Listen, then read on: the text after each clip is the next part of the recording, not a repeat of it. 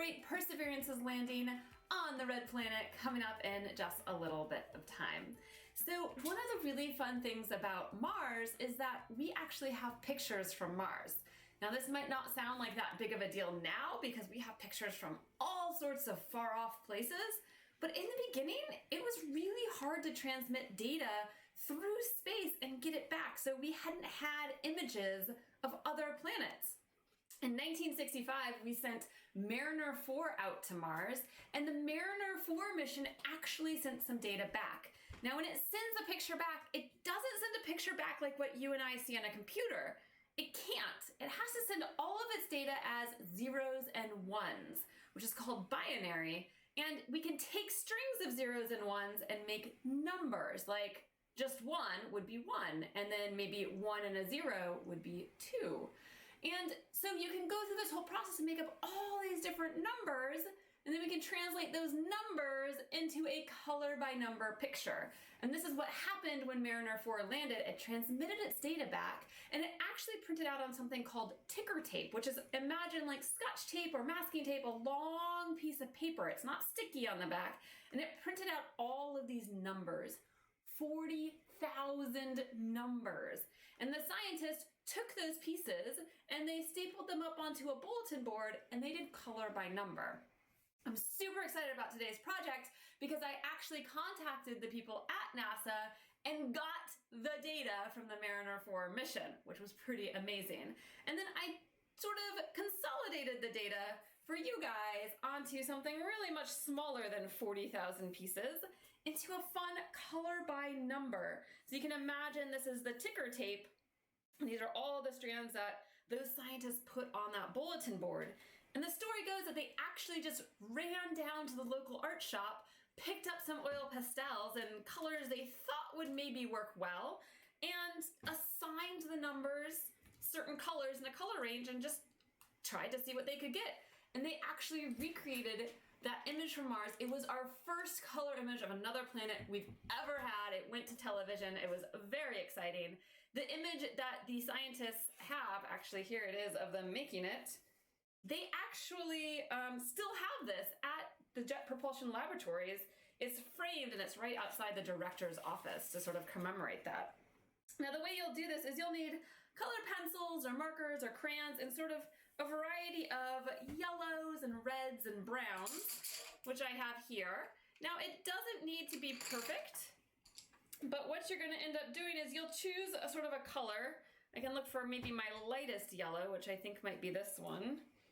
Right here, let's give it a try. Yeah, it's pretty light. And every time I see a number between 130 and 140, I'm going to color it yellow. And what I kind of like to do here is I kind of like to batch out the spots instead of going by each number. So I can say like, oh, all the way over to here, here's one. These are all 130s to 140s. Here, oh, there I go to 143. So I can color that whole first row up to here. There's a 138. Here's a 140. And I'm sort of just going down to see where this goes. And you'll notice that things are very connected, and you'll get big chunks like this that you can sort of color in all at once. Ooh, I have a 141 in here, so I'm going to make sure I don't color that one in. That one needs to be a little darker.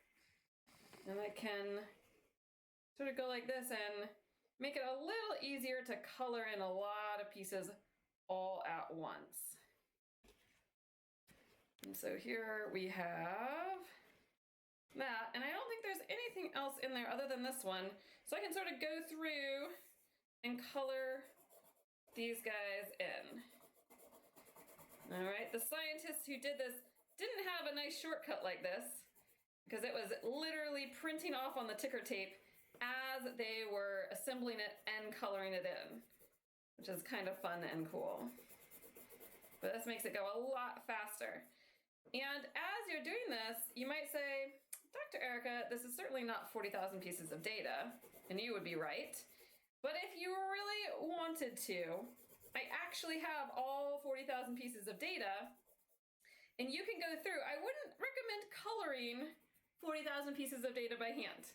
That's gonna take a really long time, especially as just one person. These guys had a team of scientists, multiple people working on it at a time. So you probably don't want to do it one by one, but you can actually use Excel, and you can program Excel to find all of the pieces that are between 130 and 140 and tell them what color to make them. And it'll fill it all in all at once for you. All right, so I'm gonna keep this one over here just in case I find out I need some more 130s to 140s. I'm gonna choose something a little bit darker. I can test it up here. Kind of a little bit more brown. Let's see what this one looks like. I'm gonna go for this one. And anything between 140 and 150 now is going to be colored in this. So I can go again and sort of find all those pieces and color them. You can choose if the 150 cutoff gets the color or not. It's not going to change your image by very much. So you can make that choice for yourself. Let's see, do I have anything too big in here?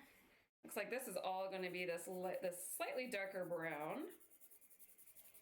Now, when we assigned the colors to Mars's surface, we didn't actually know what colors they are. So this is just a color by number, sort of based on what we thought and at the time what those oil pastels came as. So there's no like necessarily right or wrong. Nowadays we can get true color images because we have much better detectors that can detect in those colors and send that data back to us. Oops, that can go there. All right, so I'm just gonna do this part right here. And then I'm gonna let you guys start to color the rest on your own. You can see how it can go kind of fast if you map out the whole chunk at once. All right, and you will find though that there will be pieces inside sort of islands of different colors. So you do wanna be careful about that. But you will build up your color image of Mars just like this. And now if you use our Excel programming sheet, that is in our Patreon download, you can do the color by number and you will actually get something much bigger with much higher resolution because those pixels are much smaller than they are over here. You can even see these squares are very tiny, probably 1 millimeter by 1 millimeter, where these ones are really quite large, right? So this one gives you a much better picture of what the surface looks like, and you can see there were some islands in here. There are some funny pieces in here, and that's just where the data sort of glitched out on us. But you can see the planet, you can see the sky, you can see that there's a topography to the planet, so there's some places that are higher than others. There's some places that might be casting shadows. And so this is a lot, we can get a lot of information from looking at this. And also, if we can send this image to the public like they did, that gets people really excited. If we can take a picture of Perseverance when it lands and we can see it, we know how much we love Curiosity's selfies. Everybody loves Curiosity's selfies. And if you love something, you want to go ask questions about it, you want to explore it, you probably want to fund it and make sure scientists get to do something like that.